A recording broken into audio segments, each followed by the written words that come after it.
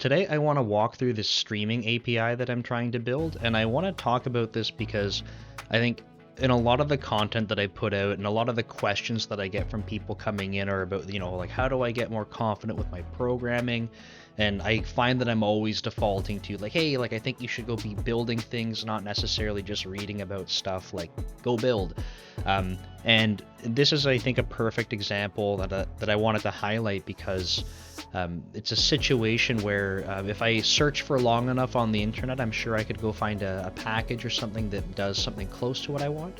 But I wanted to actually take this time to learn about it myself, try going through the optimization process, and just exploring so that I have a chance to go learn on my own. So for some context, what I'm going to be talking about building, and this will take multiple videos to go through, so this is just going to be the intro.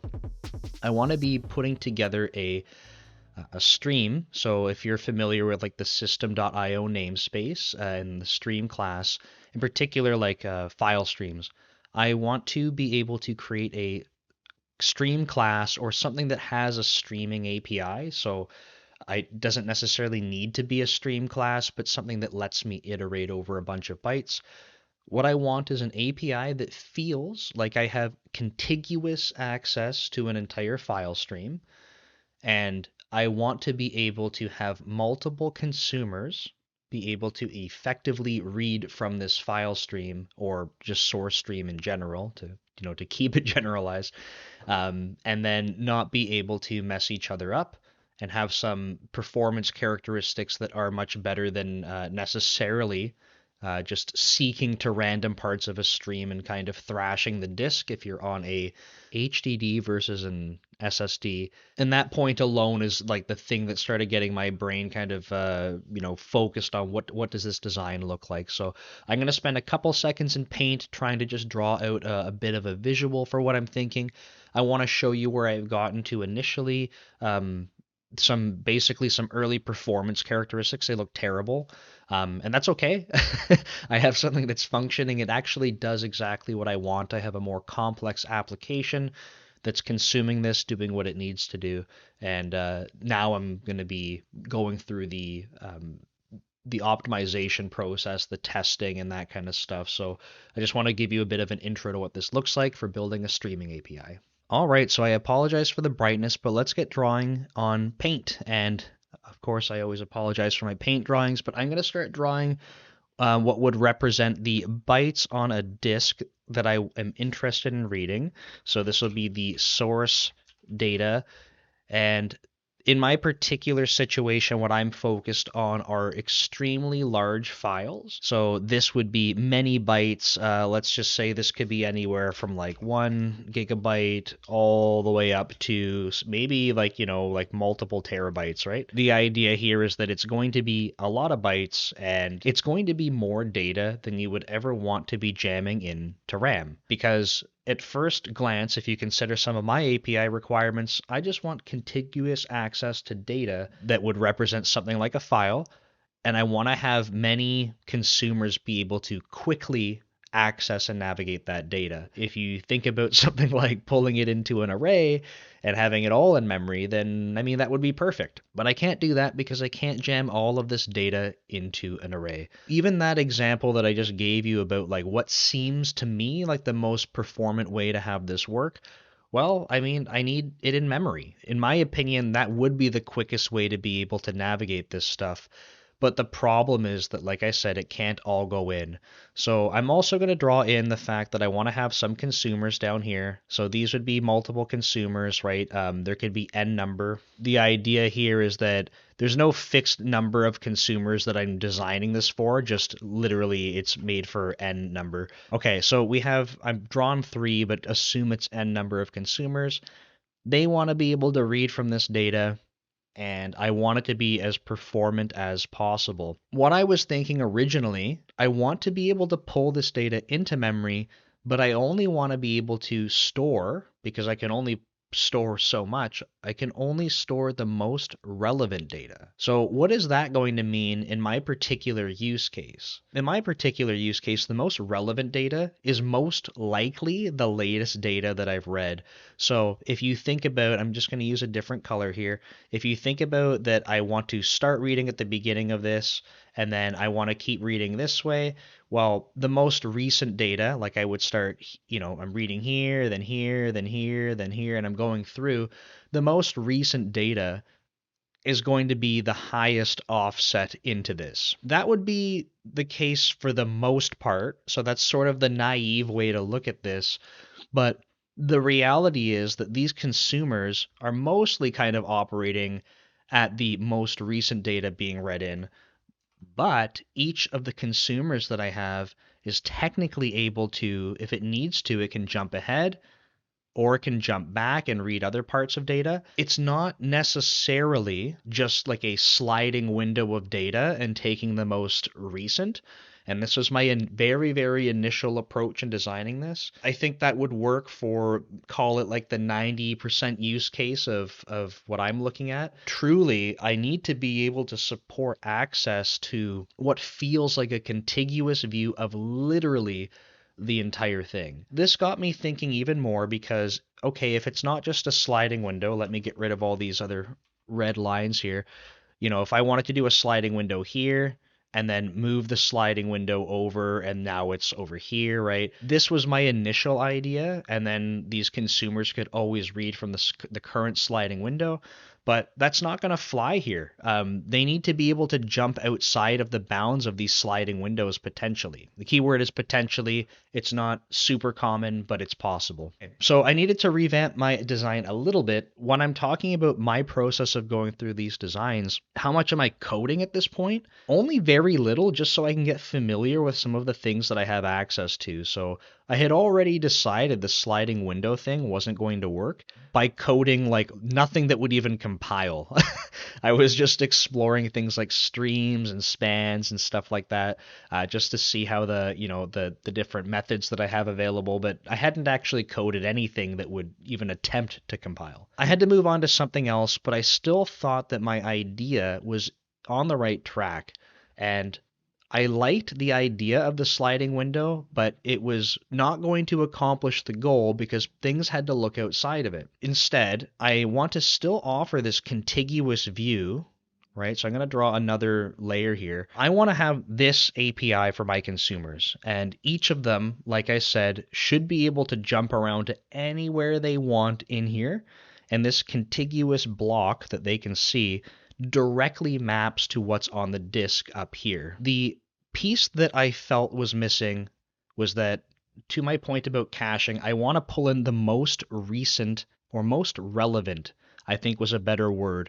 Most recent was essentially the idea that I have a sliding window, but most relevant is actually going to support that if the consumers want to jump outside of the sliding window, then they can. My thought process at this point was, instead of something like an array for a big sliding window, I said, well, what other data structure lets me have pieces of information stored, but not necessarily keyed by a direct in order position like an array? And for me, a dictionary was the thing that stood out. A sort of implementation of dictionary that really stood out to me as actually supporting this concept of, what's the most relevant. And it was really just a cache implementation that's last recently used. What this looked like for me then was I said, okay, I want to have something that's like a cache. So I'm going to draw that here. And this is really the core of what I was building. So this is some cache, and it will have some upper bound of size, right? So this would allow me as the developer to decide how much memory am I willing to give to this thing to work properly.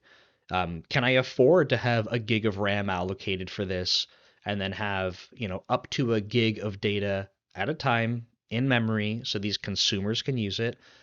Can I only afford 100 megabytes? Is it only 64 megabytes? Whatever. And then the idea from here was that I would have all of these individual chunks that I could pull in. Essentially, I could lazy load the data that people were trying to read.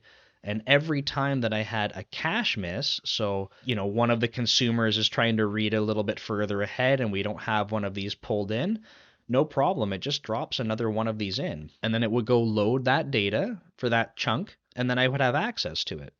And basically, because I agreed that I had some upper bound of size here, I don't have to worry about evicting anything only until I fill my cache. So once I'm at this point and there's no more space for blocks, what would happen is if some other consumer said, hey, look, I'm going to use a different color. I need data from a different point here. Come on, Paint. Okay, I need data at a different point. So some consumers like, I need this data. And you can see I don't have any green boxes down here. Well, that would mean that what has to happen is that the last recently used, it doesn't necessarily have to be in the order I drew it either, but this cache actually maintains which segment was last recently used. So if that happened to be this one, right? So no one had touched this one in the longest time. This one gets evicted. And then what happens is that we can pull this one in now. We maintain this upper size limit of the cache.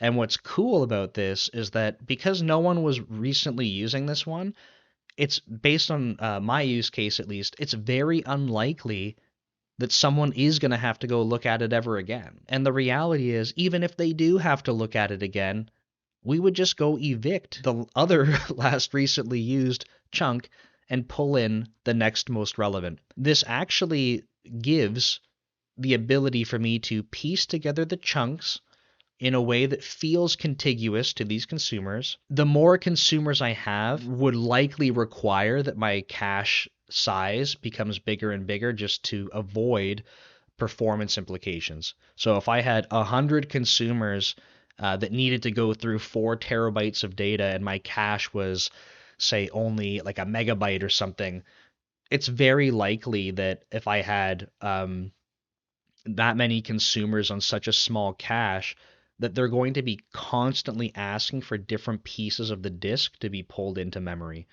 So in my opinion, this was a flexible design, and I figured I think I can go implement this. Let's give it a shot as the first pass. All right, so I'm over in Visual Studio, and I'm just going to show you what I have currently, and I'm going to basically start by walking through this setup application, show you the output, and then dive into a couple of details, and then I'll cut the video so that I can follow up with another one that shows how I'm optimizing this. So in this example, all that I'm doing is I'm going to be opening up a file that I have on my desktop, and then I have this function that I have to basically just open up a new file stream. And this is going to be an important point that you can, like, why didn't I just open a new file stream and store it in a variable? And that's because I need to be able to open new streams, because if I have multiple consumers at some point, they need to be able to not thrash another stream. Now, it doesn't have to work this way. You could absolutely implement a stream that has locking on it so that it could be shared across threads, for example. I just don't want to dabble with that, and I felt that, at least in my case, I'm totally able to open new streams. If we scroll down a little bit, this is just some variables that I can play around with. So these 3 lines that I have here, the segment size, this is going to be essentially that I have 4 megabytes that I want to be able to allocate per segment of this file. It's a very large, well, it's a large file for if you were to compare it to memory, so it's 1.5 gigs.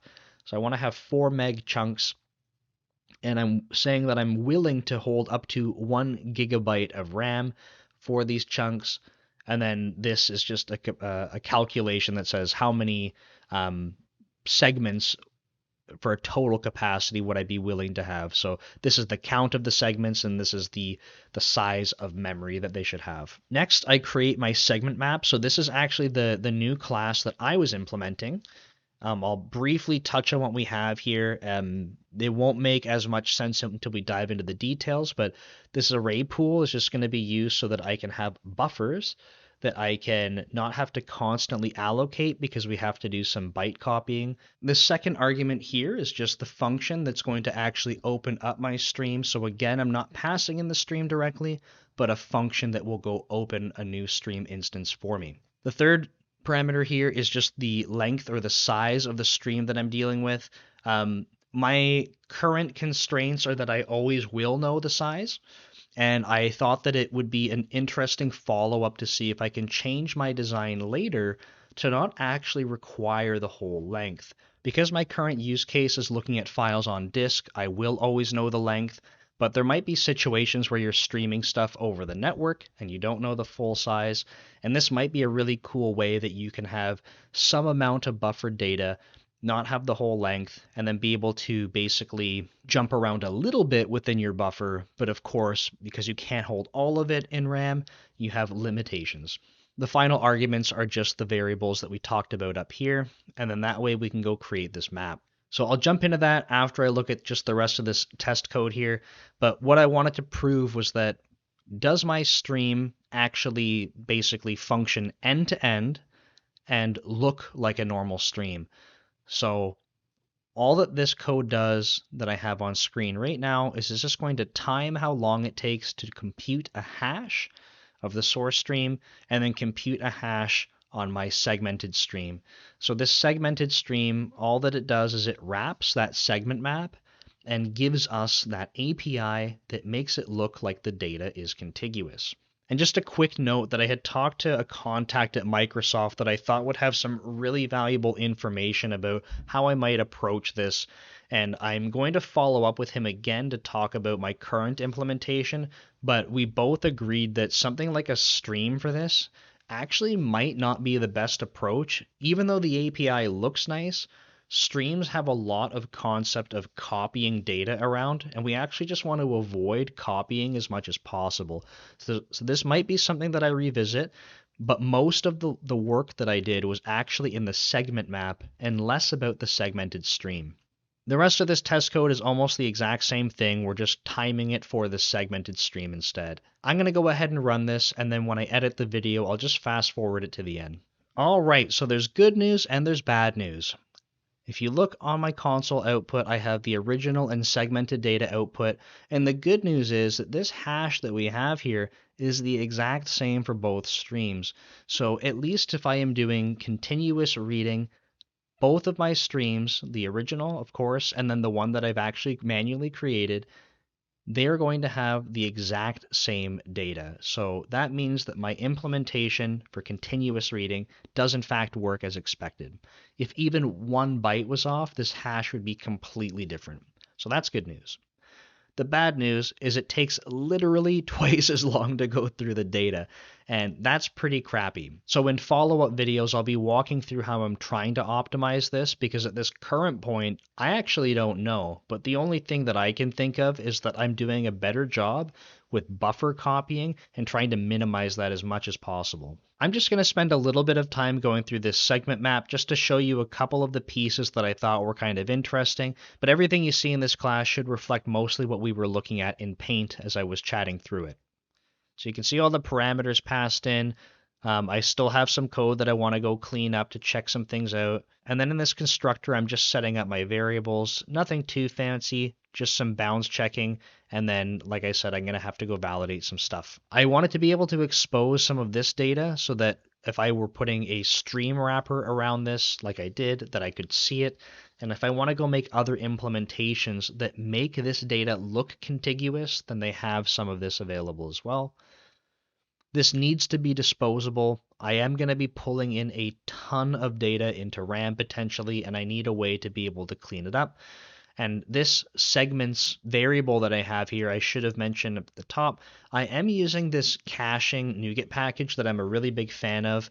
It's called a bit faster caching, and it has this fast concurrent LRU, which is last recently used cache.